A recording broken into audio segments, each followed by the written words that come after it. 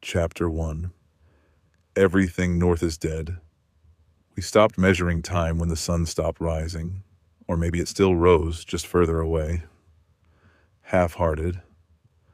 It hung in the sky like a bulb behind thick glass, dimmer each week.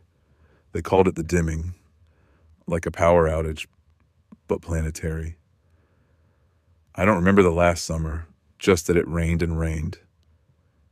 Then snowed early. Then it didn't stop. I was 12 when we lost radio contact with Anchorage. I was 15 when my father died. It's been 3 winters since then, or maybe 2, doesn't matter. The cabin was mine after that. 4 walls, stacked logs, chinked with frozen moss and tar. My mother had already gone quiet by then. She still breathed, but not out of choice. She just forgot how not to. Caring for her was the only thing that kept me in that cabin. She couldn't travel, and I couldn't leave her. One morning she was still. No breath against my fingers, no fog on the air. I wrapped her body in the last clean tarp and left her behind the shed where the snow was deepest. The ground was too hard to dig. I stacked firewood around her like a cairn. Then I left. I had one thing left that worked, an old snow machine. Not electric, not smart, just gas-fed and loud as sin. I scavenged jerry cans from the ranger station 5 miles south and siphoned the rest from the logging trucks off Route 4. By the time I ran out, I figured I'd passed the Yukon border. I wear everything I own now. Double wools, oilskin, a mask cut from leather, fur stitched inside, the seams pulled tight with fishing line. The wind will cut your skin if it finds you bare. It'll split your lip, crawl into your teeth, and hollow them out until they snap off mid-chew.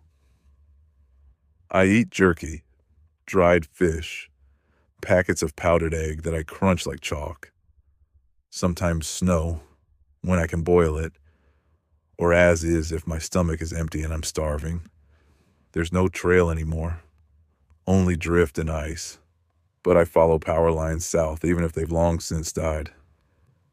At least they lead somewhere.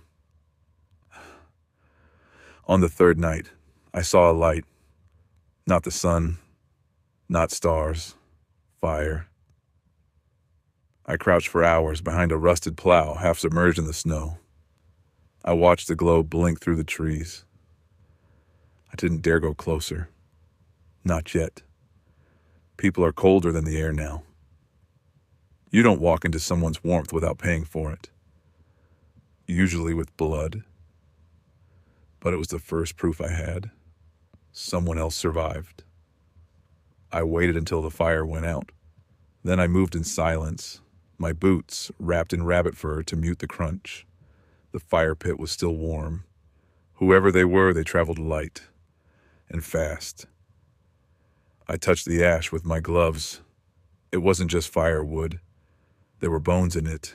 Chicken, maybe. Maybe not. I slept a mile away under a tarp between 2 trees, with a string of bottle caps around the perimeter. Wolves avoid noise.